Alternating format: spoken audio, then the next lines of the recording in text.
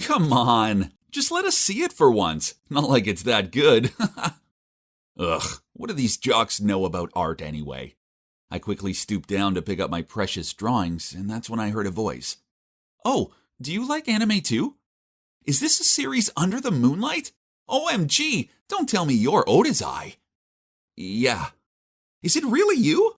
I'm Tia. I'm a massive fan of yours. Oh my god, I can't believe I'm meeting you in real life. So, the nerdy guy is me, James, and the cute girl is Tia.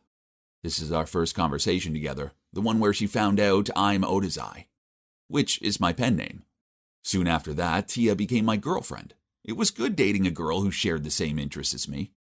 We could just watch anime together all the time. Just like that, we were immersed in the movie Amagi Brilliant Park. Suddenly, Tia turned to me and asked, James, the school Halloween party's next week, and I have no idea what to go as. Hey, why don't you try dressing up as Latifah Florenza? Tia gave me a skeptical look. No way can an ordinary girl like me pull off dressing up as such a beautiful anime girl. I smiled. Of course you can, don't worry, I'll help you. So we started planning our costumes. I was going to dress up as Gojo and Tia as Latifah Florenza. Exciting, right? We went online to watch tons of anime dream girl makeup tutorial videos and joined cosplay groups to get our costumes. Buying costumes was the easy part. But the anime girl makeup technique was a pretty hard job to do. Big round eyes, unnatural eye color, thick and long eyelashes, pointed chin and a small mouth, etc. Ugh, that was Tia. Bet she just broke another eyebrow pencil in half. This makeup stuff seems stressful, huh? I arrived at the party first and waited outside for Tia. I felt kinda cool in my Gojo costume, and I couldn't wait to see Tia in hers. OMG, is that Tia? She looked even more beautiful than the goddess in the story. I couldn't stop complimenting her kawaii. As we walked inside, everyone was gawping at Tia. I took her hand and I led her into the center. And of course, Tia and I could clearly hear some of them saying, Who's this? Tia? James's girlfriend? And, is that Tia? I can't believe that girl used to sit next to me in class. This was definitely a proud boyfriend moment, especially when she was voted best dressed of the night. Some hot girls dressed as sexy animals even rolled their eyes at her before they walked off in a huff. While Tia jumped up and down in happiness. I'm so happy for my girl. Then on Monday morning, I was walking to class, expecting to meet Tia in the hallway as usual. Only this flamboyant girl with completely pink hair and wearing a Japanese manga schoolgirl outfit was standing in front of Tia's locker. Huh? What? I cleared my throat and said jokingly, Hi, babe. I love your new hair and, your outfit. Really? I'm glad you do. I've decided I'm going to be an anime girl from now on. What? So she was going to look like this all the time? I mean, I like her anime look, but surely it was best saved for a special occasion.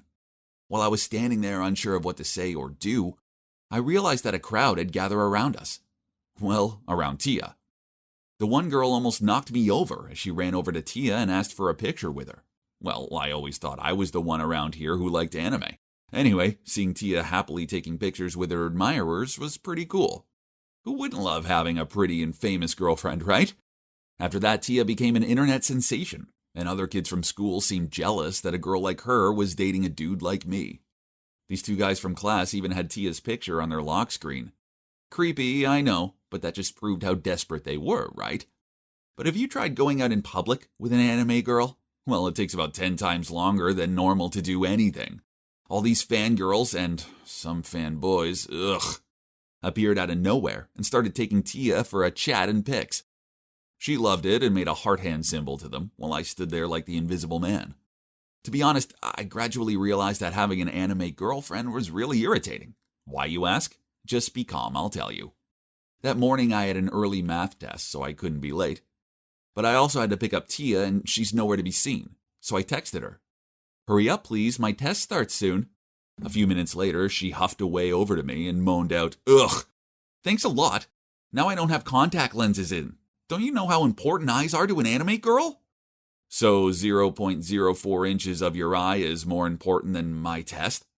Seriously, I'm on the verge of failing math class and she's still in a mood with me about her eyes. Then at lunchtime, I noticed that there was something on Tia's lips, so I reached out my hand to wipe it away. Wait, what are you doing? You're ruining my makeup. I woke up at 6 a.m. to do this. Babe, you got mustard on your lips. She glared at me, then took out her compact mirror and slowly blotted the stain. So, as you can see, I couldn't even touch her, so of course, she would never allow me to kiss her or something. But honestly, I don't want that makeup to smear all over my face or my lips to turn to coral or purple either. Oh, not to mention how Tia became obsessed with her reflection. It got so bad we could no longer maintain eye contact or hold a proper conversation without her checking herself out every 5 seconds. For my birthday, I took Tia to this cool-looking Japanese restaurant in the city. But it was a full house that night, and we had no choice but to sit by a reflective glass window. Ugh. So, you guessed it right. The entire meal was spent with her checking for her angles in the window and constantly flipping her hair parting or delicately repositioning her fingers to frame her face. I got so irritated that I asked her if I was interrupting something between the both of them, to which she replied that she just wanted to check if her eyes matched her hair color. I was speechless. This was my birthday meal, but she cared more about her own reflection than actually talking to me. At the time, I was really tired of this anime version of Tia. I just wanted to go back to the way it was before, when we watched movies, studied Japanese, and planned to travel to Japan to see the cherry blossoms together. Then an idea popped into my head. Tia, you want to go camping with me this weekend? Where will we go? Paradise Campground, provided you don't wear makeup. Huh? Why? Don't you like my makeup? Don't you think I look pretty like this? Babe, you're always the prettiest, but I mean, what if I want to kiss you? Tia shyly giggled and agreed. Oh yeah, so we're gonna have a weekend together by the woods, and I get to see the same old Tia again. Everything sounded like a good idea, right? But that morning when I arrived to pick her up, she appeared in her full anime look again. Ugh! Huh? Why are you in makeup? This is an amazing photo opportunity. I need new photos to post on my Instagram. Okay, this really ruined my mood, but instead of arguing, I drove Tia to the campsite.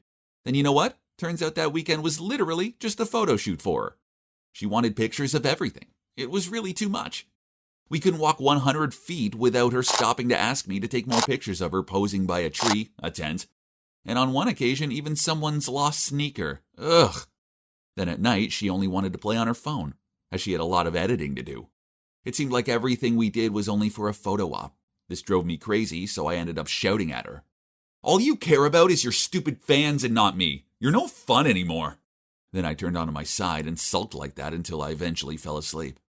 I just wanted my fun, carefree girlfriend back, not this obsessive anime character she'd turned herself into. When I got home, we didn't talk to each other for the next few days. I kept myself busy by drawing doujinshi, watching anime, and learning Japanese. Oh man, these things were way more fun when I did them with Tia. Then one day at school, when I was walking toward my locker, I overheard some crying girl saying some boy had rejected her.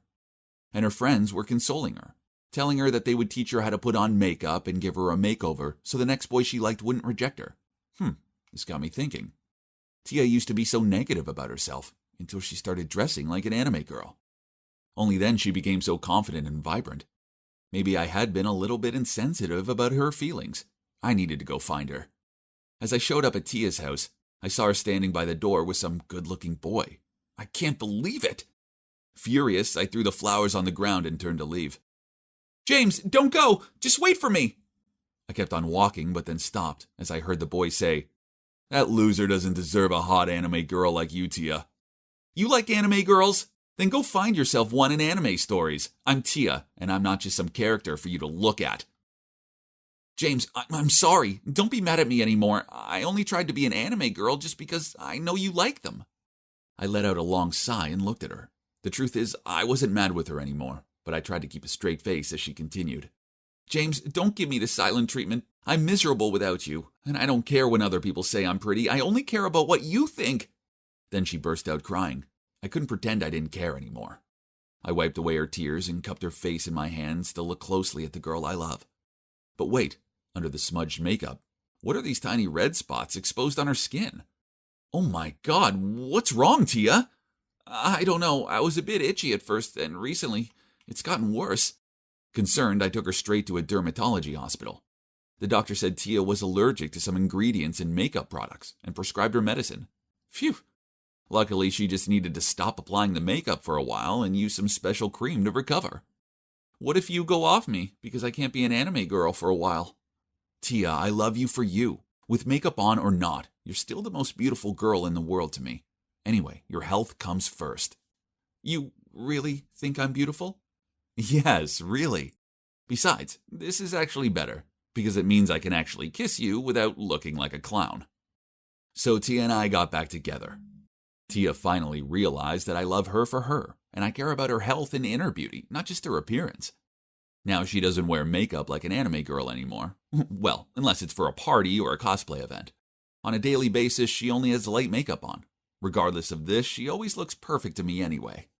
As for me, I'm working on a new doujinshi series called I Don't Need Attention, I Just Want Your Heart, which is inspired by Tia, and she's my muse, which she's super excited about.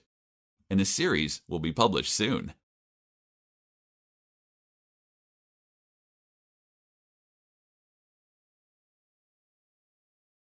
On my very first day of high school, I showed up in my extreme goth girl attire as every other day. I felt good, but unfortunately, the teacher didn't appreciate my look, as she gave me this disgusted stare and blurted out, "How peculiar." Excuse me? So how do you define normal? How come being your true self is abnormal, but it's totally fine to live a fake, boring life just to fit into this judgmental society? The whole class gasped and stared at me. As for the teacher, I'd rendered her speechless. I guess word got around, as at recess this red-haired goth boy smiled at me, then said, "Hey, it's Miranda, right? Do you want to join my group?" Well, no need to ask twice. This guy was cute. And everyone in this group was goth too. This was where I belonged. They share my views on how the media's unattainable standards of beauty are fake, and how pathetic everyone is for striving to look like mass-produced dolls. Ugh. I like them. Actually, I didn't have many friends. You see, as soon as I discovered my true identity at 13 and started dressing this way, my old friends ditched me. People are always so quick to judge and don't gel well with others that are different. It's so lame. But whatever. Those bland blenders could never understand my effort to stand out and be true to myself. The only girl who stuck around was Isabel. She's been my best friend since we were 6, and my black lipstick and chokers didn't scare her off. My parents just thought I was going through a rebellious phase, so they let me do what I wanted. Only my older sister Harper was bitter about it. Oh, please! Biologically and technically, you are not a goth. You're an American who likes the gothic style. Jealous much? You see, Harper was your standard girl next door type. Just like everybody else. Yawn. Whatever. As it's her business. I don't care. But please don't force me to be like her. Ugh! Okay, back to school things. From that day onward, I joined the goths. They were all very cool. Especially the red-haired guy, Ralph. The more time I spent with him, the more I knew we were made for each other. So one time, I confided in Isabel about my feelings for him and told her I was planning to ask him to be my boyfriend. Are you sure? It's just you haven't known him long and you don't know how he feels about you. Oh, bless. Isabel was being her usual sweet, caring, worried self. But come on, this was a sure bet. It's okay, Izzy. I'm the coolest one, not only in my group, but also in this school. There's no way he can turn me down. No. Ralph's answer cut right through me without any hesitation. I haven't even finished my love confession. Ouch. Seeing me dead still and mouth wide open, Ralph continued, "Look, Miranda, your style is so cool, and I know you're one of us, but honestly, whenever I talk to you, I think it's just so tasteless. Besides, I'm already dating Aaron, so we should just be friends." Tasteless? What did he mean, tasteless? And OMG, Aaron? Unbelievable. Her goth makeup and outfits were nowhere near as good as mine. What did she have that I didn't? Furious, I stomped home, rushed to my room, and screamed into my pillow. On hearing this, Harper hurried in and asked me what was up. I needed to talk to someone, so I blurted it all out to her. Wow, she raised her eyebrows. Rude. Still, she paused, scratching her chin. Uh-oh. I know she always does that thing whenever she's about to say something mean. You know, that Ralph guy does have a point. I mean, instead of spending 3 hours a day applying endless layers of makeup, you could use that time to learn how to be less boring. She shrugged. What? Shut up! Get out of my room! I furiously pushed her out and slammed the door. But, come to think of it, what if the other kids stopped being friends with me, and not because of my look, but due to my tastelessness? Nah, that can't be the case. Pfft, Harper was just being her usual ridiculous self. So I stayed loyal to myself throughout high school and continued to live life my way. No one can make me change my mind, ever. Yeah, I know senior year is important, which is why I made a conscious effort to attend the college enrollment fair. After a while of wandering around, I found myself drawn to the social science section of one university. This was it. This is what I wanted to major in. This was so exciting. I'd finally found something else amazing besides the goth lifestyle. That night I asked Harper to take a photo of me to send with my application file. She gave me this dirty look and replied, "You really think they'd want to interview a student looking like they belong in Dracula's castle?" No, she did not just say that. How disrespectful. Why do people care so much about appearances? You pick someone due to their caliber, not the surface. Well, if looks are not so important, why don't you just quit being angry, get changed, and just take a simple photo? Harper raised her voice. Arguing with her was pointless, so I ran back to my room and locked myself in there for 2 whole days. I hated this world. I had a lot of thinking time, which made me realize I do really want to major in social science. So I decided to listen to Harper, remove my makeup, fix my hair, and borrow her clothes for the picture. Oh my God! No, I can't even look in the mirror. I looked horrible. But Harper thought otherwise. I told her to just take the dumb photo. But she ran off and dragged along my parents, who cooed and clapped on seeing my new look. "You look so beautiful, honey." My mom held her chest. Were those tears in her eyes? Oh, man, this was so lame. This wasn't me. I'm not some insignificant, boring-looking girl. Ugh! As soon as Harper took the photo, I darted toward the door, desperate to return to my goth look. "Please, Miranda." My parents both grabbed my arms. "You look so much better this way." "But this isn't me. If I don't stay goth, then I'll be losing myself." I shook them off. A few weeks later, I got a reply from the university. I had got through to the online interview stage. Whoa!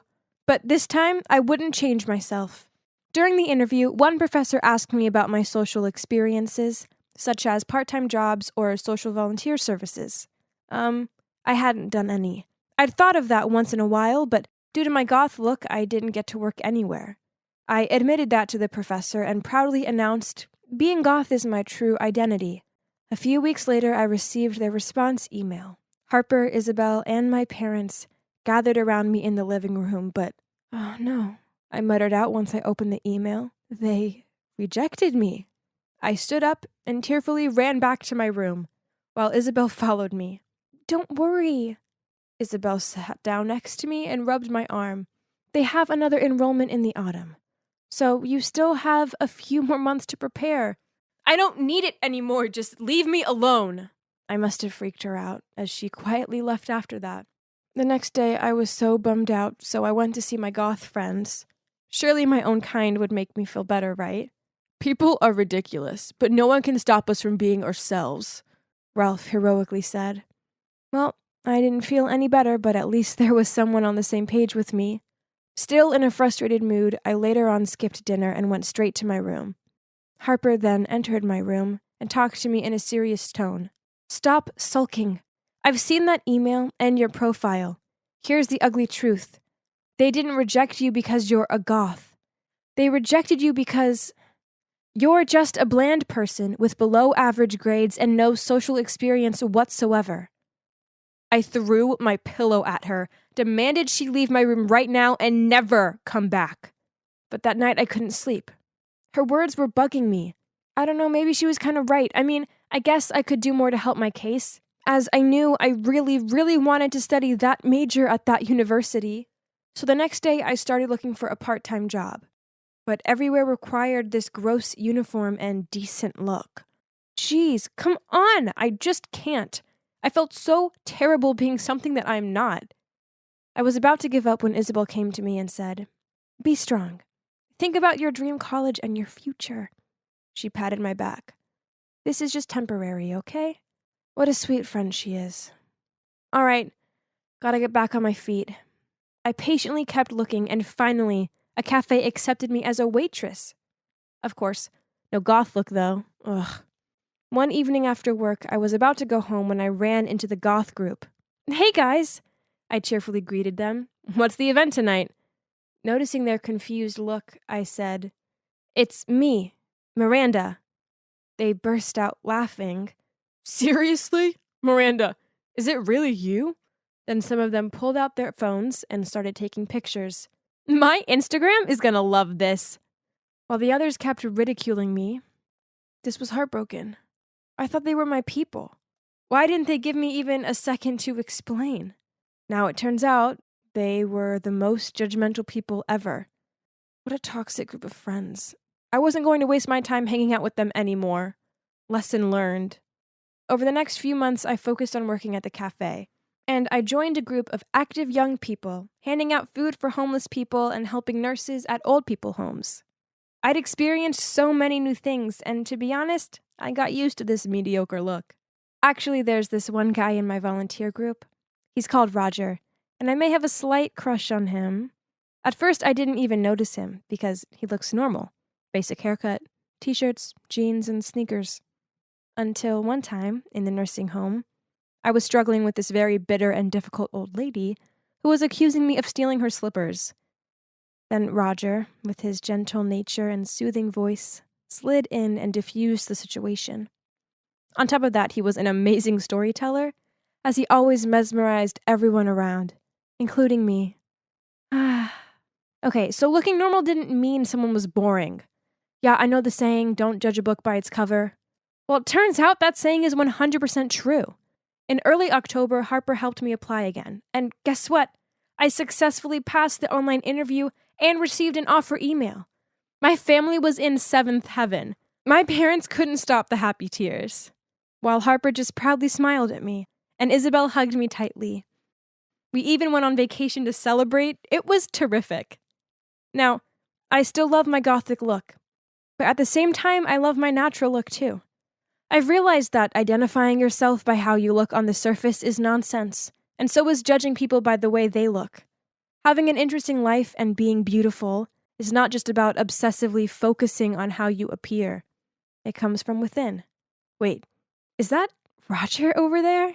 Oh no, he's coming this way. He's waving at me. Perhaps this is my chance.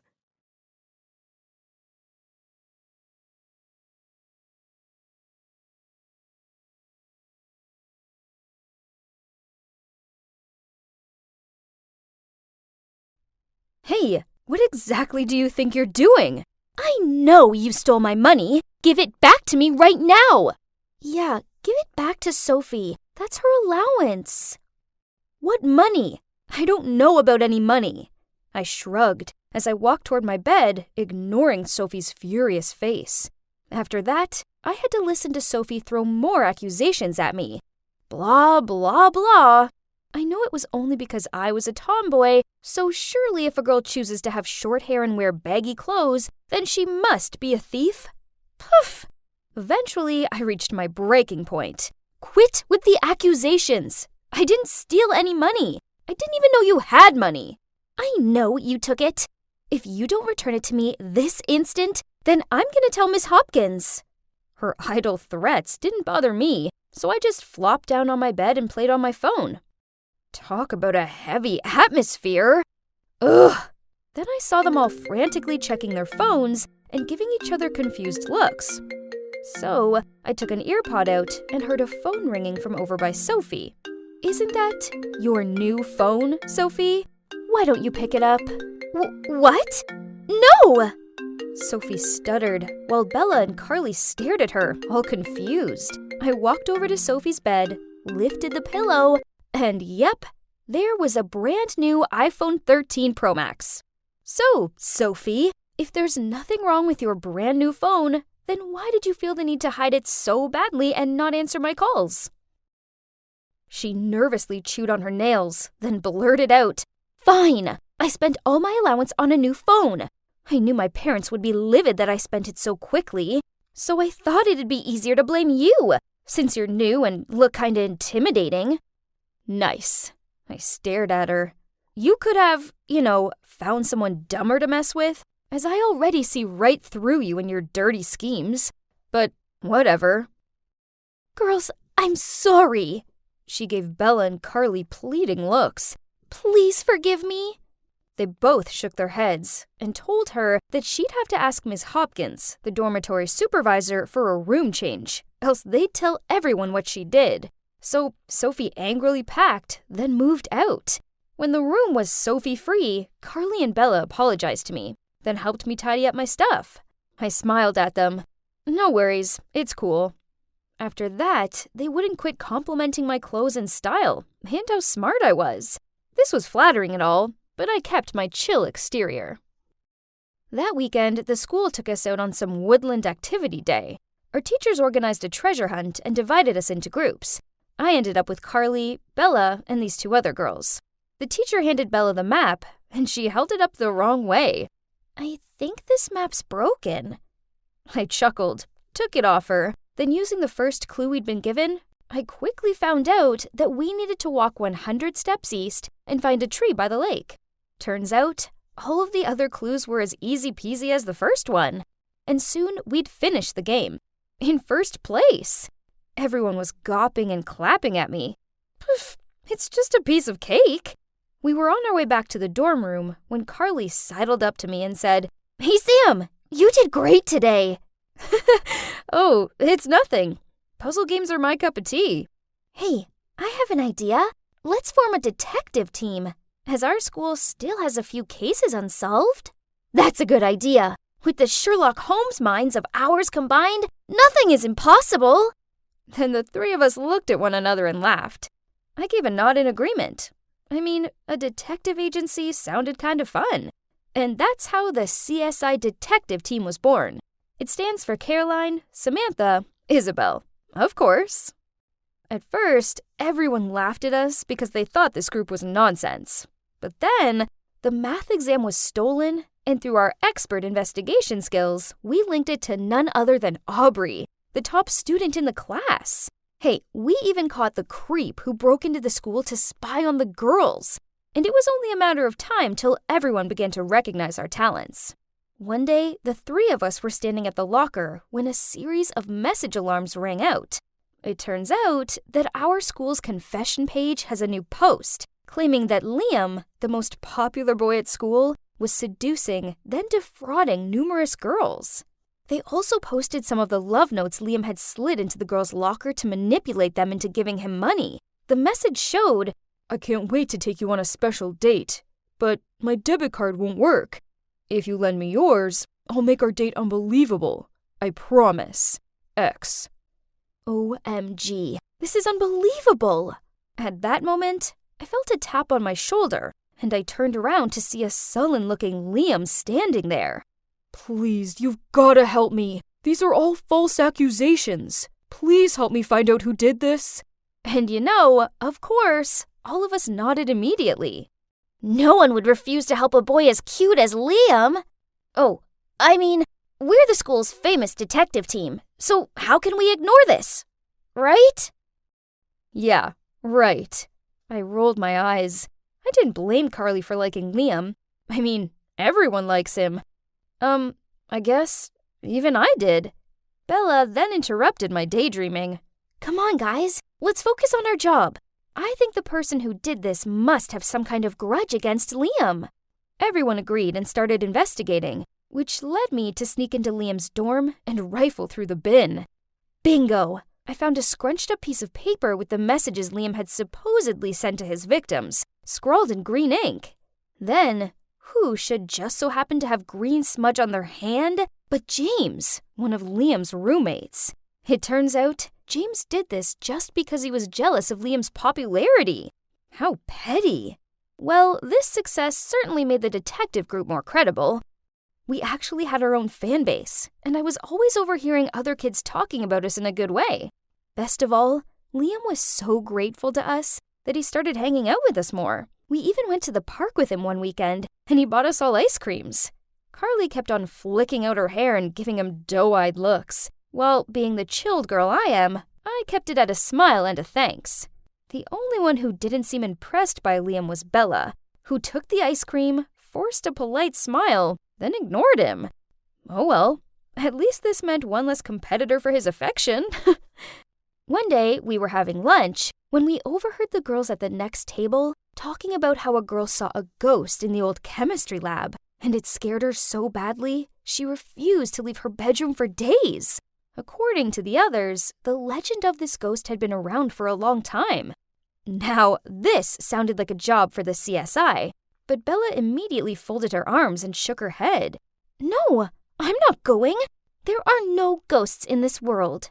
I firmly said, "Yep, so we have to go and clear this up." But no matter how much Carly and I tried to persuade her, she point-blank refused to go. "Don't you know about the curse? If anyone goes looking for this ghost, they will be cursed and have bad luck for the rest of their lives." Didn't you just say there are no ghosts in this world? So why does that dumb curse bother you? Actually, I'm afraid of ghosts. I looked at Bella and tried not to laugh. Okay, so you stay in the room. Then me and Carly went to discuss plans for the evening. We were hiding in the corner of the chemistry lab. Jeez, it was boring in here, and I was kinda hungry. I should have brought snacks. Suddenly, a cold wind blew past us. It made me all goose-pimply. Carly shook my arm and whispered, "Sam, let's go back to the dorm." Shh! I heard something. Footsteps. Then I felt a touch on my shoulder. I looked at Carly. Then we both screamed and bolted for the door. Thud! We hit something and fell to the floor. I scrambled to get up and saw Carly with her eyes closed and praying. "Please, ghost, please forgive us." "What are you doing here this late?" I looked up. It turned out to be a frowning Miss Hopkins. Yep, we both ended up getting a week's worth of detention for sneaking around at this hour. Ugh. After Miss Hopkins gave us another lecture and escorted us back to our dorm, Bella looked at us from her bed and said, "I told you that you'd both end up cursed, didn't I?" I snorted. I mean, a curse was nonsense, right? But then weird things started happening to me and Carly. My history assignment disappeared 10 minutes before the deadline. Carly went to put her sports kit on and found it covered in mud stains. And our personal items kept on disappearing, then reappearing in weird places. Worse still, the rumor of the detective team being cursed spread very quickly. Enough was enough. I needed to investigate this so-called curse and get to the bottom of it. I told Bella and Carly what I planned to do, but they didn't seem convinced. "No, what if something bad happens?" "I'm never going back there." "Sam, you shouldn't go there either." Okay, chill. I won't do it. It's just an idea. Calm down." That's what I told them. But the thing is, I don't give up easily, and I needed to figure out what was going on. So that night, I snuck out of the room and went to the lab alone. The hallway leading to the lab was so dark and quiet that I could hear my own breathing. Then suddenly, I saw a dark figure standing in front of the lab door. I tiptoed over. Then I heard a voice. "Did anyone see you?" So ghosts can talk now? But wait, why is this voice so familiar? I shone my phone flashlight at it. Bella? And Liam? Bella startled. "Listen to me first. It's not what you're thinking." Oh my God, had my friend been betraying me all this time? I immediately turned away and stormed off. Bella tried catching up with me to explain, but I didn't want to hear it. It was her all along. She'd played those sneaky tricks on Carly and me so we thought we were cursed and wouldn't go back to her and Liam's secret rendezvous place. Back in the room, I told Carly what had happened, and we decided to ignore Bella. That's what she deserved. One day, we were eating lunch when Bella came over. Both of us were about to leave, but Bella hurriedly said, "Please give me a chance to explain." "There's no need to explain. We know what you did." I know I messed up, but it's only because I'm afraid you guys will react like this, and I didn't want to lose our friendship. I put down the tray and reluctantly sat down. I've been dating Liam for a while, and we were going to go public, but then I could see that you both liked him, and I was worried you'd be mad at me, and our detective team would disband. God, you're such an idiot! Do you think we're that selfish? So yeah, we have a bit of a crush on Liam, but if you told us you were dating him, we would have been cool with it. Hearing that, Bella looked embarrassed. Then she gave a reconciling smile. Then we all hugged each other and promised that from now on, there would be no more secrets between us. And of course, the CSI detective team is still active, and now even has a hot new boy member. Yep, you guessed it right. It's none other than Liam.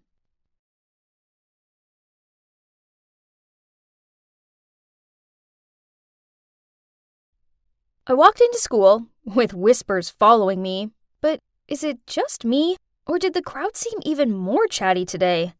I nervously walked up to my locker and, oh my God! Splattered across it was the stamp, Teenage Karen in spray paint! I shivered from embarrassment. Surrounded by giggles and gawping faces, I ran straight into the bathroom and shut myself in a cubicle to calm down. You might be wondering, how did I get here? I don't sound like those unreasonable, cocky people that usually grow into Karens, right? Because I'm not one of them. However, I realize how my actions could have caused this situation. I was adopted into one of those wealthy families who pressured their children to grow successful and flawless. As a result, I have never got any lower grade than an A or lost a competition. I was that perfect child that was too scared to fail, because nobody had ever taught her how failures work. But then one day, everything changed. One casual school day, I walked into the literature class and saw an unknown boy already occupying my desk. All the girls were giving him dreamy looks. Hey! I tapped on his shoulder. Is this your seat? Yes. Oh, sorry, I didn't know. He then moved to another desk. I forced a polite smile and took my seat. Then our literature teacher announced that we would have a little test today, not affecting our grades. Being the teacher's pet around here, I could tell this was because she wanted to test Austin, that new boy. Okay, fine by me. Another A+ to add to my collection. But only, I somehow couldn't concentrate. I looked out of the window, trying to find some writing inspiration, but that new guy was blocking my view. Okay, to be fair, he looks pretty cute. Without realizing it, I started staring at him. Then suddenly he turned to me. We made eye contact, which startled me. Oh gosh, wake up, Catherine! You have a test to finish! I tried to focus on my essay again, but I kept having this feeling of him looking at me. Jesus, I hope he didn't get the wrong idea. I'm not like those girls who only go to school to check out cute boys. Time's up! I nervously turned in my paper, as I knew I was distracted and didn't deliver my best. But never mind, nobody could beat me, even on my worst days. Well, not this time. The following day, the teacher handed me back my work and whispered, I don't know what happened, but it's okay. Don't worry. Huh? I quickly took the paper and... B-? Okay, I knew I couldn't get an A+ with this one, but not even a normal A?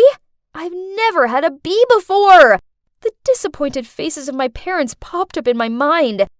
What if they wouldn't want me anymore? They adopted me, gave me this luxurious, perfect life, and this is how I thanked them? I started to panic and looked around to find the teacher. I needed to clear this up. And that's when I caught a glimpse of Austin's paper. An A? No way! I slammed it on the table and stood up. I protest this grade. There must have been some mistake. Can you please look over my essay? Oh, don't worry. This isn't an official test, so it's fine. No! It's not fine! How can I possibly be worse than this new kid? You have to reconsider it, or I'll take it to the principal! Kate, you're being unreasonable. Sit down, or I'll take you to the principal. I took a deep breath and calmed myself while sitting down. There were whispers about me circulating the class, but I couldn't care less, as I had this B- to deal with. My parents could never know about this. After this, I knew my friends were just pretending to be okay with me. As one time, when we had to team up for the relay running in PE class, no one picked me. In the end, Coach Malone had to add me to a group. And guess what? It's the group of Austin and his fangirls. I hate this. And look at him, such a thorn in my eye. I wish I could just throw this baton at his annoying face. But, thud, I fell face down just inches away from Austin. Are you okay? Just take the dumb baton and go. Ugh, this dude is definitely bad luck. I crawled up, then suddenly I heard giggles. It was a group standing by the track lanes with their phones up. Were they laughing at me? I stormed over to them with my hands up to cover their cameras. What's so funny? Do you have any common courtesy? Chill out. It's not, has no one taught you to help others in need? Not record them and laugh over it? No, listen. Funny story. So you still think it's funny? Delete that video right now. No, you can't. Just hear us out. But that only made me madder and yank on the phone even harder. Then, oops, the phone went flying and hit the hard concrete ground. Oh no, I didn't mean to. The boy whose phone it was freaked out and ran over to pick it up. Look what you've done! Who would ever want to film you? We were just making a performance video for the cheerleading team. Through the cracked screen of his phone, I saw a video of the cheerleaders practicing on the field on the other side of the track lanes. Oh no, this was so embarrassing! I quickly asked for the guy's contact and promised I'll make up for his broken phone, then ran back to my class. I felt exhausted. It's like the whole world was against me. But at least there was always one thing that could ease my soul. Yes, it's my books. That's why whenever I feel drained, I'd go to the school library to relax. So, like every other time, I made my way there, but I think I'd forgotten my library card. Oh well, no big deal, as the librarian, Mrs. Flenderson, is basically family to me at this rate. She doesn't even ask for my card anymore. Hi, Mrs. Flenderson, I said as I passed by the librarian's desk. But then I was taken aback by some unfamiliar voice. Where are you going? Card, please? It turned out Mrs. Flenderson was out of the office, and there's this freshman who volunteered to fill in. I asked her nicely to let me in, but she kept on saying no while chewing on her gum, which drove me crazy. Ugh. Listen, do you know who I am? I don't need some dumb card to get in here. Yeah, but not on my watch. Look, half of these books are from my family's donation. You should be showing some more respect, kiddo. Your snobby opinions won't work with me. Here, we attend the same school, so we're all equal and rules are rules. Let me speak to your supervisor. Call Mrs. Flenderson. You're such a Karen. I froze upon hearing that word. That was the first time I'd been called by that nickname, and only then I realized how much of a fuss I'd been making here. But it's just that I was already in such a terrible mood. All I wanted was to just go to my safe place, and that too was impossible now. I then quickly composed myself and walked away. But to my dismay, some passerby had been watching me throw a tantrum since God knows when. And yep, Austin was there too. Why would I be surprised anymore? My stories at the running track, also at the library, soon spread around the school like wildfire. People didn't try to hide the fact that they were avoiding me anymore and started calling me Karen. So, obviously, this one time when we had to pair up in literature class for the midterm essay, I was left alone again. At least, that's what I thought, until Austin leaned over and asked me to be his partner. Though I hated his guts, I could not fail this test. So, yeah, I've agreed. We met up later that day at his house. I was enthusiastically showing him some of the book options for our essays topic, but he was totally unbothered, scrolling through his phone. Yeah, whichever you like. He'll be taking care of all this anyway. What do you mean? Look, I only paired up with you because you're so good at this. So please just do your thing. Whatever. I don't care. I hate these. You don't like literature? But last time you scored an A. Oh, that? Don't be too bitter, as I just copied your work and changed it around a bit. So technically it's your A too. Yay! Congrats! What? So all of the stress I had to bear these past few weeks turned out was just because he cheated? Ugh! I was so angry! Feeling on emotional overload, I burst out crying, which got Austin flustered. Hey, what's wrong? Calm down. Don't cry. I'm sorry. Please stop crying. Then through tears, I started telling him about all the pressure I have to bear from my parents' expectations, and about all the Karen mishaps I've gotten caught up with lately at school. At one point, Austin apologized to me, as he realized this all originated from the act of him copying my essay. That night, we didn't get anything done for the essay, but we just sat down and talked. After such an oversharing session, Austin and I naturally got closer to each other. In fact, he became the only friend I had at school. It's nice to have a friend again, but it's still hard when your reputation at school was totally ruined, and everyone knew you as teenage Karen. Especially when I had a big speech contest coming up. I hadn't been in the right mind to study, so I barely had anything prepared for the competition. I kept imagining my parents' disappointed faces when I didn't win first place. The night before the contest, I was so stressed out that I had to pour it all out into my diary, in hope that I would feel lighter and ready for the big day. Then suddenly my phone rang. It was Austin. Hey. Good luck tomorrow, Kate. See you there. Thanks. I don't know anymore. Are you still stressed over it? If you're this worn out because of it, then I know a cure. What is it? Just quit. It's just some contest, and you don't have to come first in everything. We're all just human after all. You're crazy. Okay, I'll get some sleep now. See you tomorrow. But my mind was too cluttered with thoughts and worries to sleep. The next morning, I arrived in front of the competition venue, but hesitated to go inside. Then suddenly, I found myself running away from that building while phoning Austin. Meet me at the park, West Gate. 10 minutes later, he arrived in his car. I hopped in the front seat, then said, "Let's go to the theme park. I want to have fun." Austin looked at me, stunned, but then he smiled and drove off without a question. Yep, just like that. I dropped out of the contest and turned off my phone to just enjoy a day being a teenager. I went on all the scariest roller coaster rides, screaming my heart out, leaving all my worries behind. By dusk, I was 100% ready for my parents' tantrum. They probably would disown me now, but I felt strangely calm. As Austin drove up to my house, I could see my mom pacing back and forth in the front yard. There she was, already waiting to punish me. Upon seeing me, Mom ran straight over and gave me a hug. "Oh my God, honey! Where have you been all day? We've been worried sick about you." Wait, what's going on? Why isn't she angry? Then Dad also ran over to us as soon as he spotted me, holding something in his hand. "Sweetie, I'm so sorry for not knowing how much you've been through.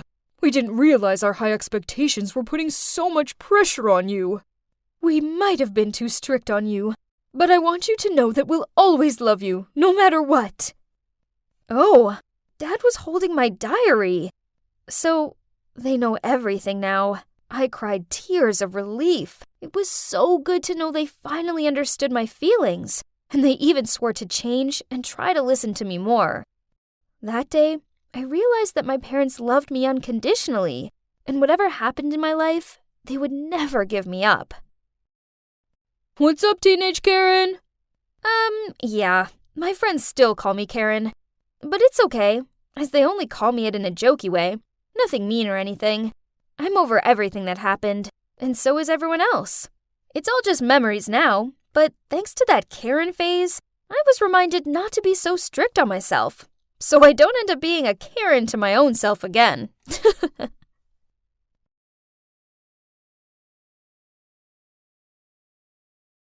I stand here before you, looking back fondly on the 4 years of legacy we've all made together. Do you see her? The girl in the graduation gown giving that awesome speech?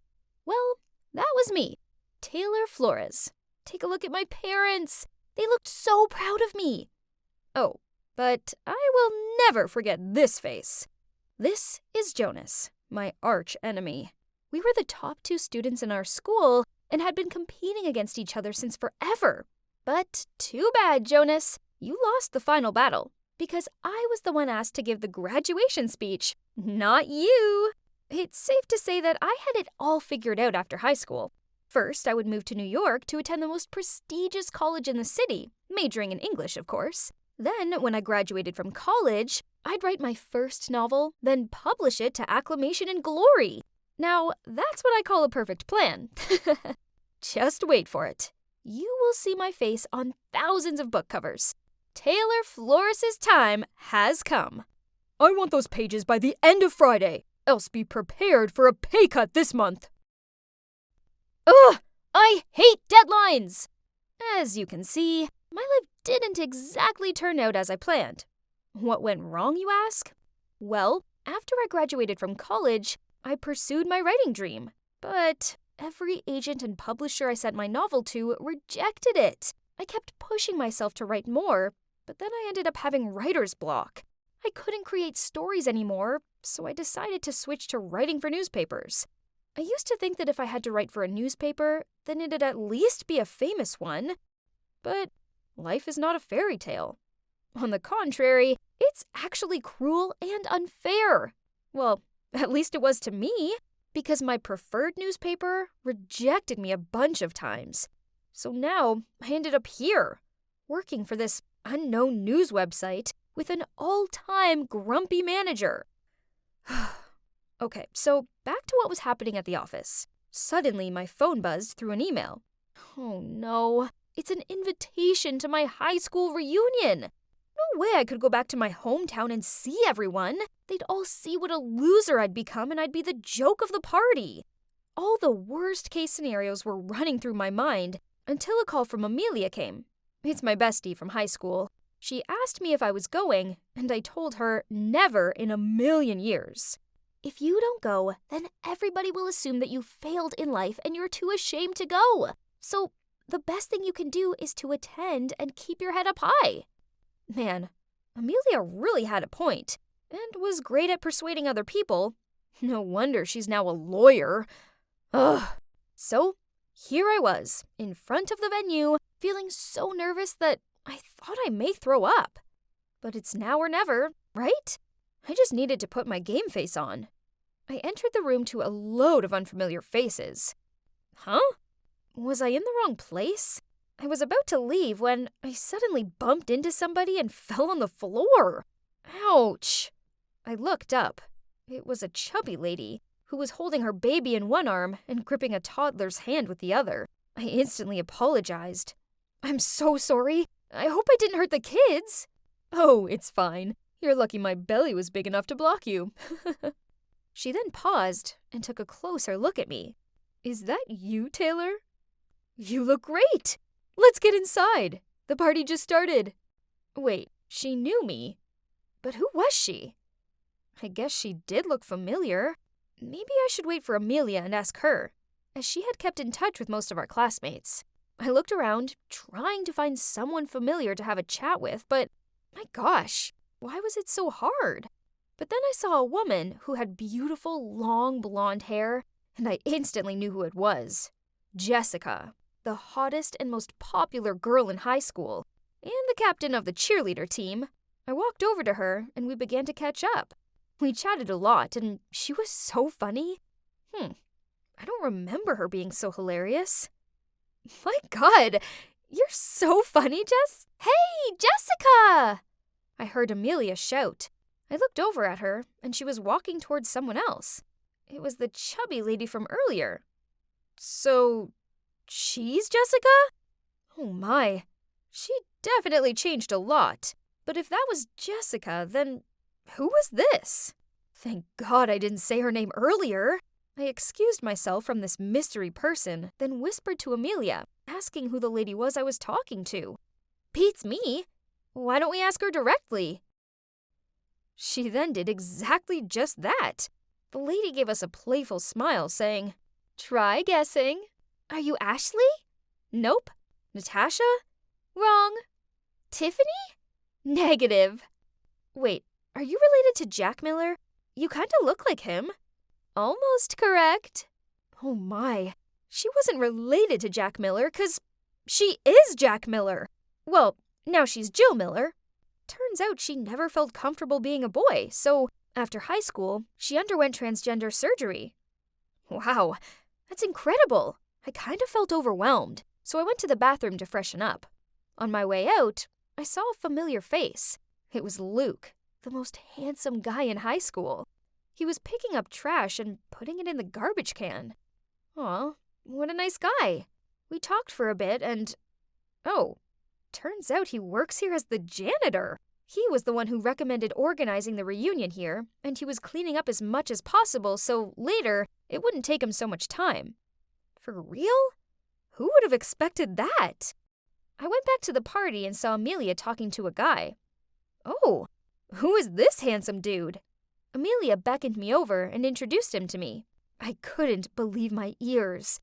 It was Jonas, my arch enemy. The chubby dwarf Jonas with a face full of pimples now resembled an Abercrombie & Fitch model. Jonas just told me that he's been promoted to a higher position in his company. Ugh, seemed like he still kept his bragging habit. Some things never changed. Suddenly, Jonas asked me, "And what about you, Taylor? How has it been going for you lately?" Oh, snap! I couldn't tell him that I was working for this awful news website. That would be so humiliating. So, thinking fast, I blurted out that I was a managing editor for this huge newspaper in New York. Jonas and Amelia looked at me in shock. In your face, Jonas. If I had a mic, I would definitely drop it. I asked Jonas what position he was promoted to, and he replied, "Oh, I got Chief Technical Officer." Huh, nice try, but it was no match for my amazing job. I won that battle, loser. Well, in general, the reunion went pretty well, even though I had to lie about myself, but whatever. It's not like I was gonna see Jonas again, right? Wrong. A week later, I received a Facebook friend request from him. First, I ignored it, but then a few days later, he texted me via Messenger, asking why I didn't accept him on Facebook. Ugh, that was so annoying. Fine, but first I had to readjust my page.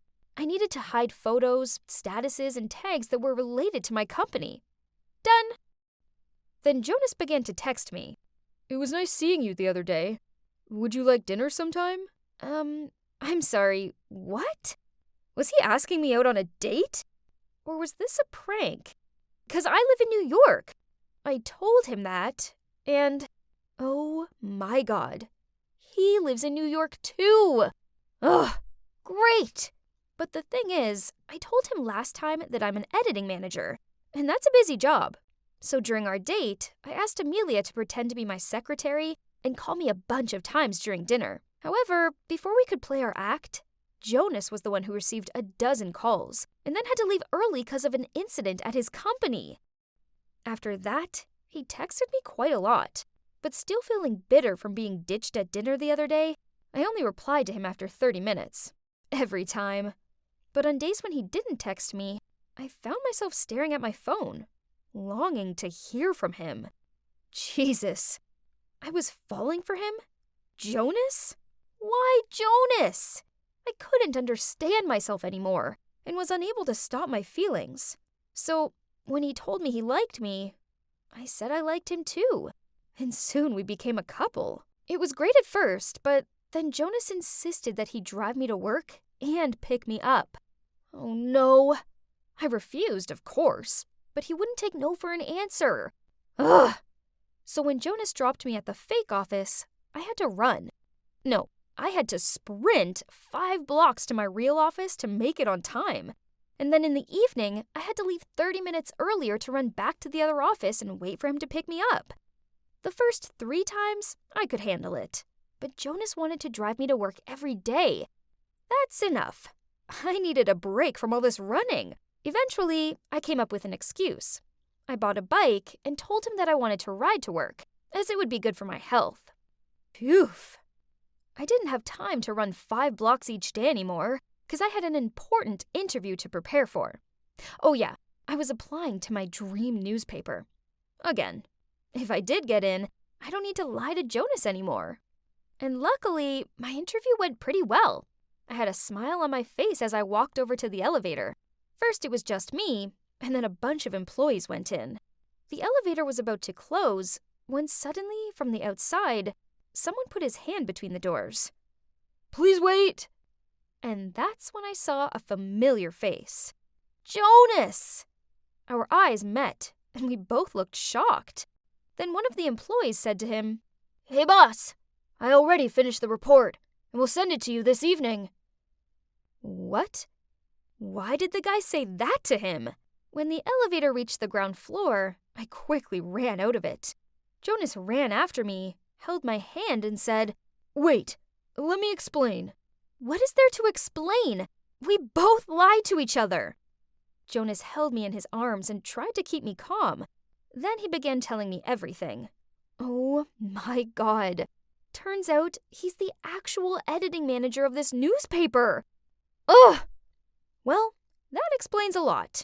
I should have known he didn't work in technology, as I once asked him to repair my laptop, and he ended up locking himself out of it. Hearing you say you had my job shocked me. I didn't want to embarrass you, so I made up another position. So he knew right from the beginning I was lying.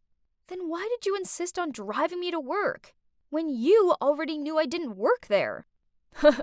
I was just messing with you. Besides, I was kinda curious to see how long you could keep the lie up for.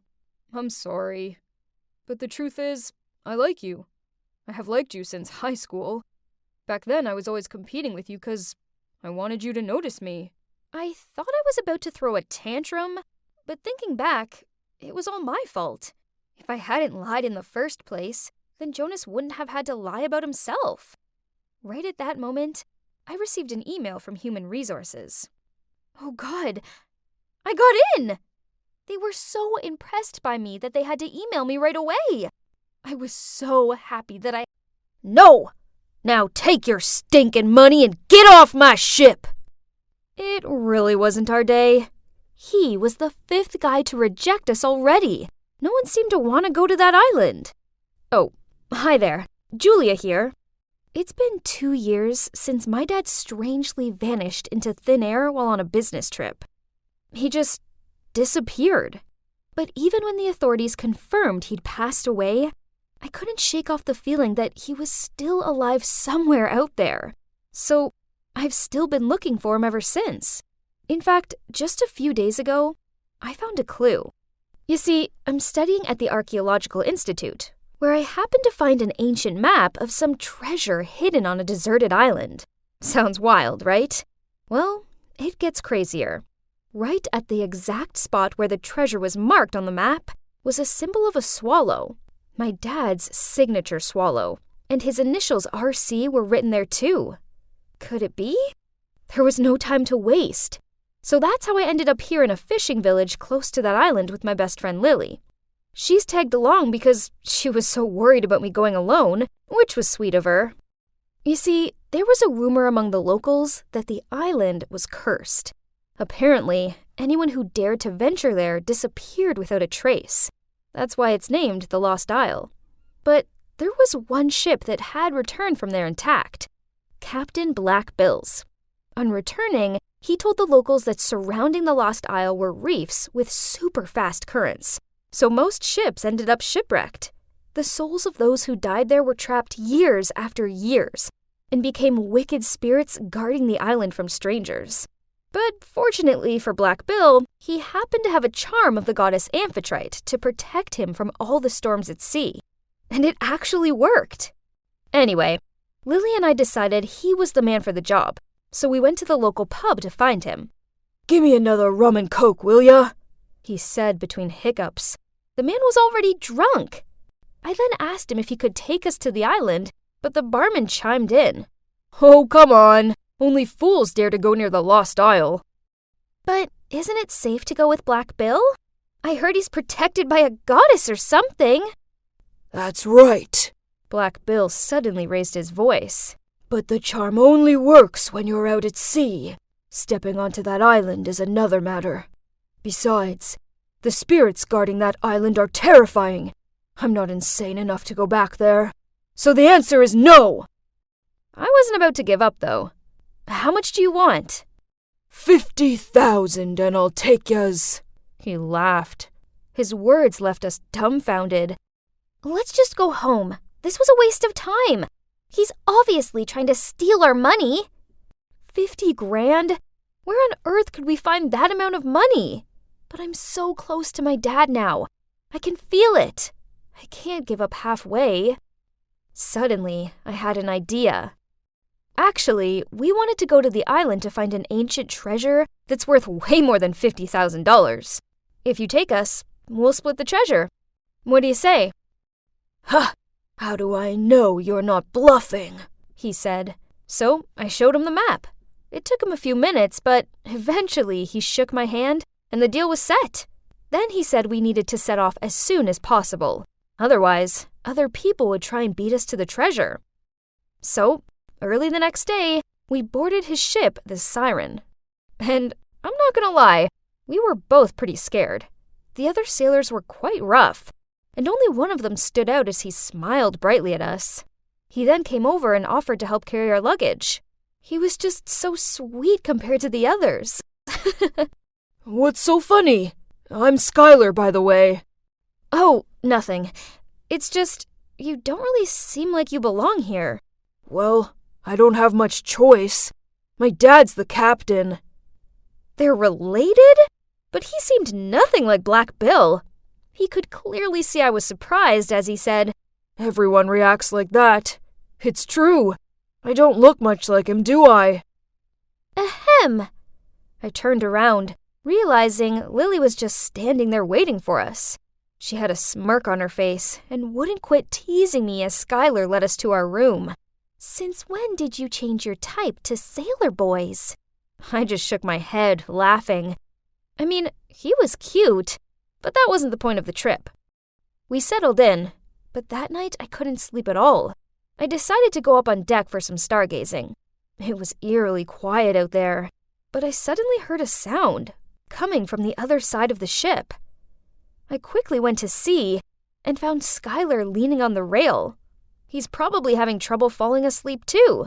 So we ended up chatting all night, and I told him why I had to get to the Lost Isle. He looked me in the eyes and said, I'm sure you'll find your dad. I know you can do it.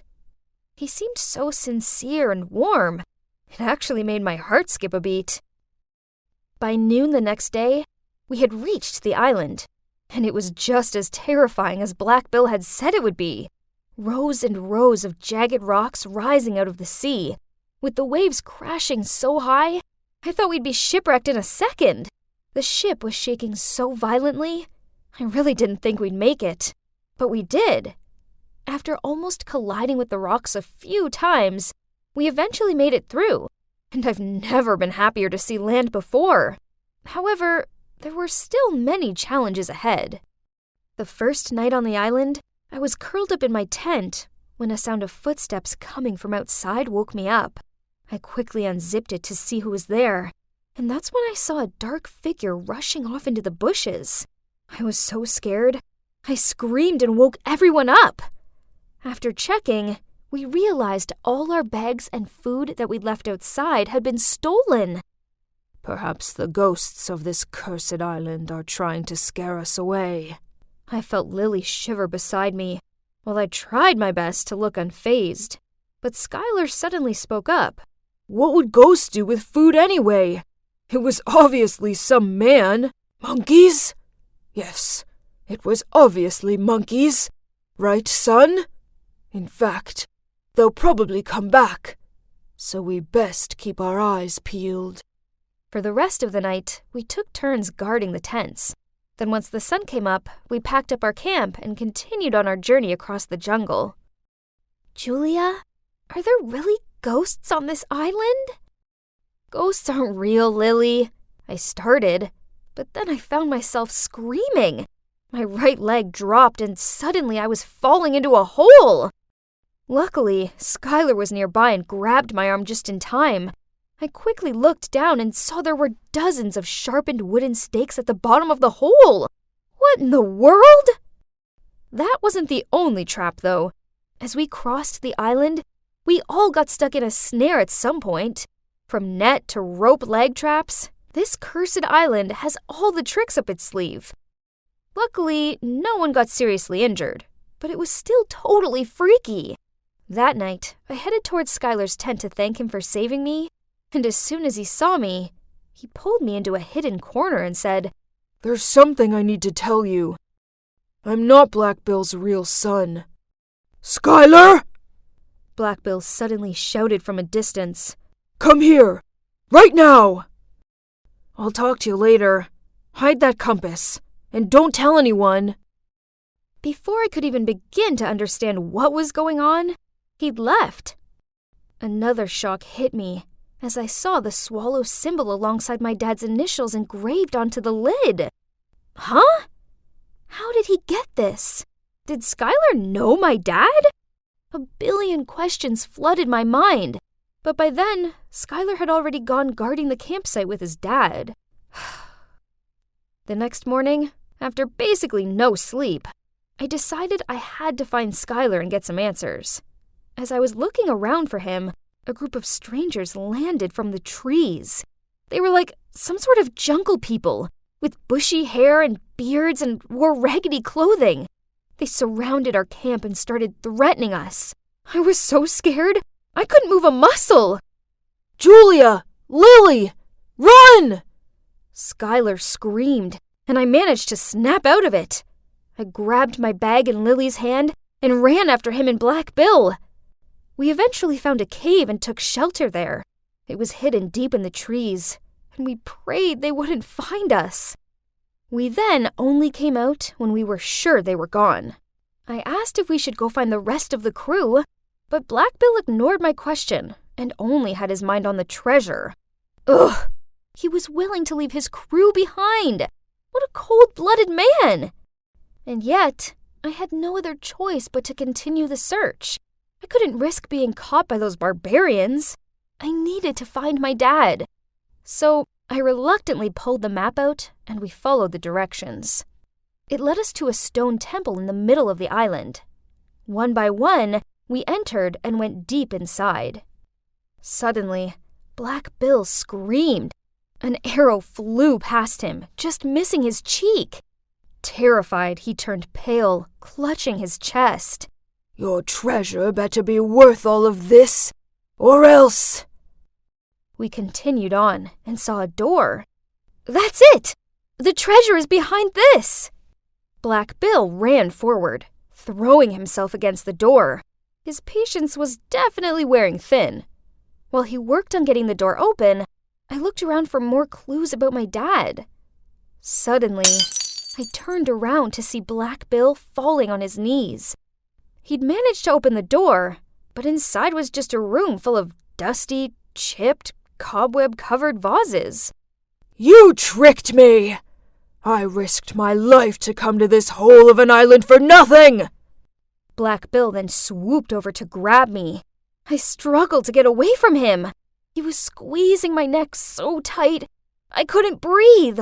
I looked to Skylar pleading for help, and he tried to calm Black Bill down. "Oh, shut up! And you! Bring all your stuff over here, or this friend of yours will be in big trouble." Trembling, Lily did as he said, begging him to spare me, but he only gave her a threatening look while tightening his arms around my neck. He signaled for Skylar to come get his things. "No! Let her go!" "Oh, little Sky, did you forget about your mummy and daddy? You don't want them to get hurt, do you? I've done enough for you." What were the two of them talking about? What was going on? My head was spinning, and with the suffocation, I gradually lost consciousness and passed out. When I woke up, I found myself on the Siren, surrounded by Lily, Skylar, and... Dad? Am I dreaming? Is it really you? My eyes blurred with tears. I rushed over and hugged my dad. Then I found out what had happened. As soon as I fainted, the horde of barbarians rushed in, captured Black Bill, and freed us all. Turned out, these people were all sailors, archaeologists, and explorers who had come to the island to look for treasure. When going through the reef, they were attacked by a group of pirates who robbed them of all their possessions and belongings. Then they were mercilessly dumped empty-handed on the island. That crew of pirates was none other than Black Bill's crew. All those legend tales about the island, including the amphitrite charm, were made up by Black Bill himself, thinking he could cover up his crimes by preventing people from approaching the island. Wow, that man was a real monster. I knew something was fishy about him. But luckily, taking the chance of the pirates setting sail to the island, the group of victims conspired to capture them and free themselves from the deserted island. As for Skylar, poor Skylar, he had been through so much. He was actually one of the victims. 2 years ago, he and his parents were also dumped on the island. Worrying that their young boy wouldn't survive, his parents begged Black Bill to let him be a part of the crew. Seeing that Skylar was strong and healthy, Black Bill agreed, on one condition that if he ever betrayed him, his parents would be executed. Thanks to Skylar, the victims were able to survive to this day. Every time the boat came near the island, he would sneak food and necessities into a barrel and let it float to shore. Smart move. Oh, and that's not all. When Skylar was on the island, he had met my dad, and they even had a talk before Skylar was about to get on board to join the crew. Please, promise me, if you manage to escape, try to find my daughter, and give her this as a sign that I'm still alive and well live. I promise. I couldn't believe it. It was all thanks to Skylar that I'd found my dad. He smiled at both me and my dad and said, "See? I never break a promise." Anyway, when the ship docked, the pirates were immediately arrested. As for the victims, they were finally reunited with their families. Now, a year has passed, and honestly, all this was still so surreal to me. My dad and I spent a large chunk of the past year setting up an organization to help the people who'd been stranded on the island reintegrate into society. Lily has actually been writing a book about our adventure. And as for me and Skylar, well, we're officially dating. Guess it wasn't such a cursed island after all, right? Wow! Magnificent! So I'm going to live here from now on? Unbelievable! Everything has happened so quickly that I was struggling to believe it was real. Yesterday afternoon, when I was helping out in my family's diner, suddenly a film crew rushed in and claimed that they were from the reality TV program Long Lost Love, which reunites lost family members.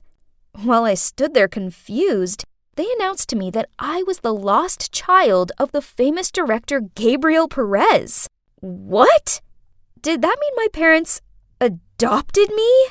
Through tears, my parents told me that 13 years ago, in a bustling, crowded fair, they saw me wandering around aimlessly, so they brought me home. And even though they reported it to the cops, there were no leads, so they decided to adopt me. And so begins my life as a young lady of a rich family.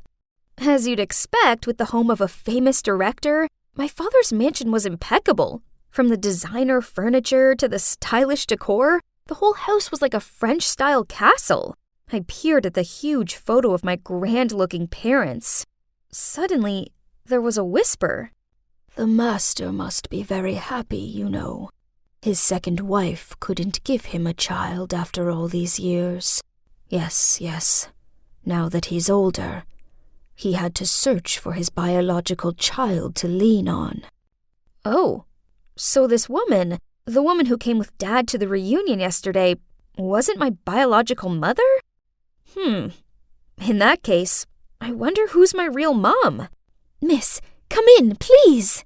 Inside were my parents and some specialists who then immediately pulled me in for a complete makeover. Whoa, I looked really gorgeous. My hair was so glossy, and this makeup made me look so glamorous.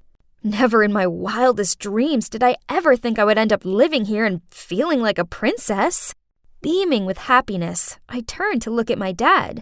But suddenly, I was startled to meet eyes with the maid.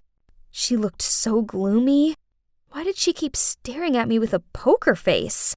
That was odd. Carol, let's move along. Strange. But never mind. Maybe she's always like that when she's seeing strangers. OMG. Dinner was so luxurious, including caviar and steak. This was so exciting. That night, I couldn't sleep and just rolled around in bed until dawn. But little did I know what an exhausting day was waiting for me ahead. 5 a.m. sharp, I was shaken awake. Huh? Was there a fire or something?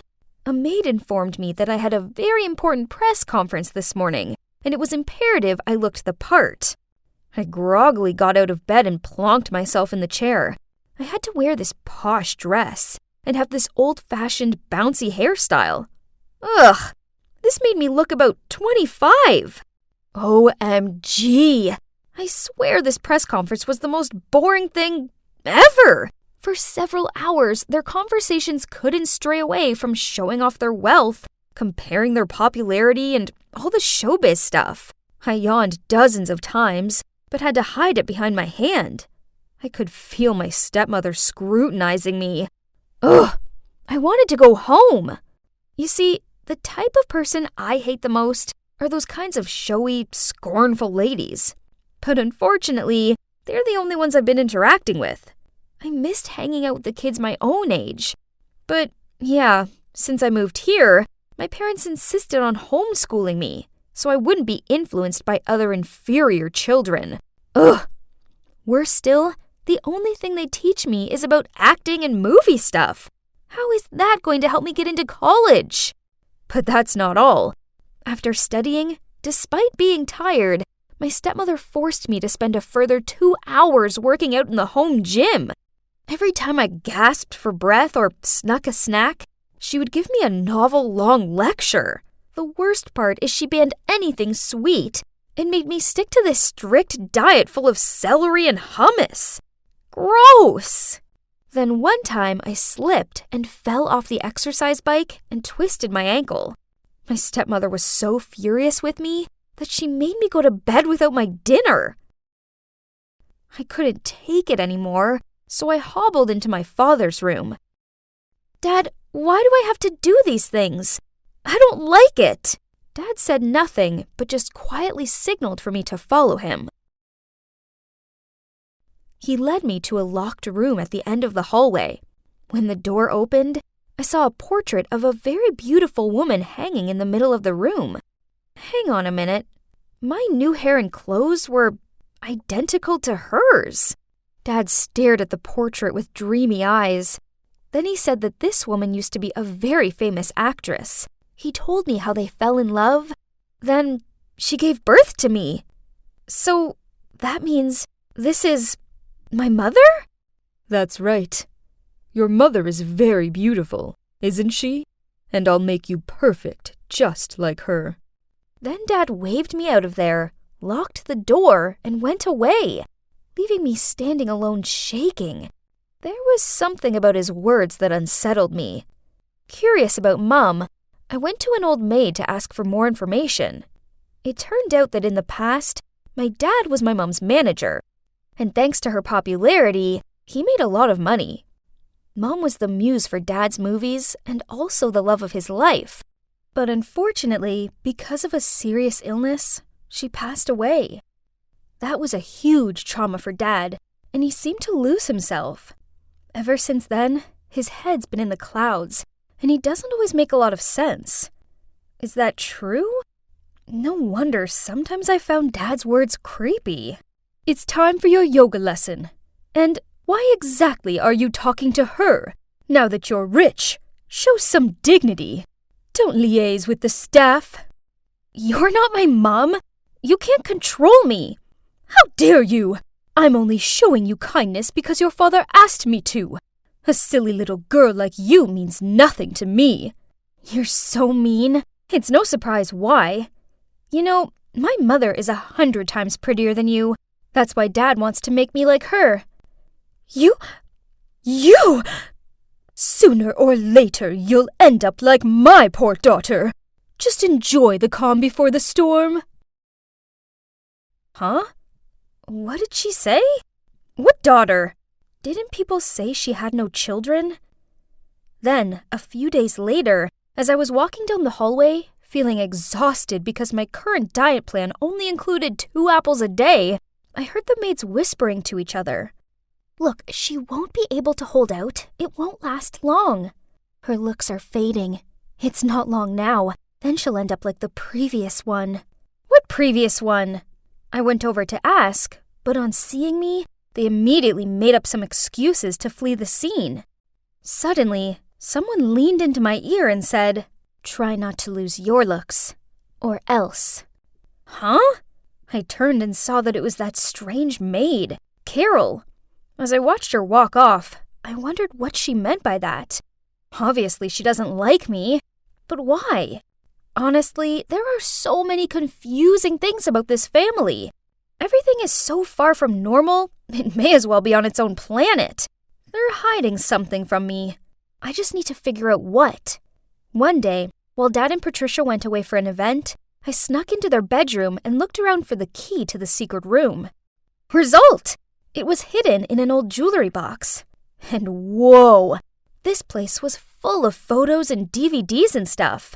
I found an album labeled Happy Family, and there were so many photos of Dad and Patricia with a pretty little baby girl.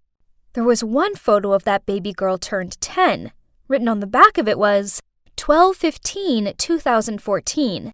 Happy birthday, our pretty sweetheart. Stay beautiful, Carol. Carol? The birth year. Green eyes. Could it be? That's it. The baby girl was Carol, the maid. Maybe puberty hitting changed her appearance and she's not as pretty anymore. But I could still tell some of her old features. So Carol was the previous young lady and also the poor daughter that Patricia mentioned. That made sense, as I'd seen Patricia interacting more with her than the other maids. I once even noticed her helping Carol clean up the dishes. I was still overwhelmed with the secret I just found out when I looked through the window and saw Dad's car pull up in the driveway. Panicked, I took that photo and ran out of there. I had to leave this place, or else I'd turn into another Carol. I kept on running, but then I bumped straight into Patricia. Oh no. Please let me go. I don't want to live like this any longer. Please. Patricia snatched the photo from my hand, then took my wrist and dragged me along. Let me go! Get in the car. Where do you want to go? To my adoptive parents' house. On our way, Patricia told me everything. She was once a famous actress who met, then fell for Gabriel. At first, she didn't mind attaining his high beauty standards, but then she realized that how he made her act and dress was all based on his late wife. She thought that having a child would change him, so they adopted Carol. She was very beautiful when she was little, so they spoiled her and took her everywhere to brag. But when she grew older, her looks began to fade, so Gabriel made her their maid. My dad needed a pretty girl to be her replacement, to be his own muse, so he decided to find another one. Truth was, he had no long-lost daughter. Instead, he got a private detective to look up unsolved missing child cases and discovered me. Oh my God! Unbelievable! Now Patricia, too, was exhausted from living this life, with a man who was still besotted with his dead wife. She felt bad for Carol, and for me, too. So, okay, turns out Patricia wasn't as bad as I thought. On the contrary, she was kinda pitiful. We are so sorry for letting you move into that house. I knew there was something not quite right about the situation, but I wanted you to be happy without money worries. So, we let you go. We should have realized We're so sorry. I'm sorry for not being able to stop Gabriel. He went too far. I was sobbing in my mum's arms when I saw Gabriel. He stormed in and dragged me along. This one's mine, so she's coming with me. You can't just buy her. She's my daughter. Right at that moment, my sister Hannah arrived back from school. Gabriel's eyes lit up when he saw her. Then he immediately rushed over and grabbed her arm. Ha ha ha! Then I'll take this one.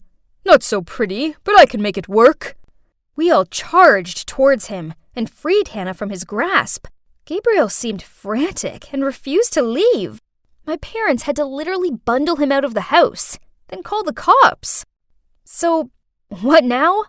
Well, at first, I was pretty mad with my parents for letting me go so easily, but I guess they just wanted me to have no money struggles or anything. So, I've forgiven them, and now we all live a humble but happy life running the diner. Carol and her mom visit sometimes.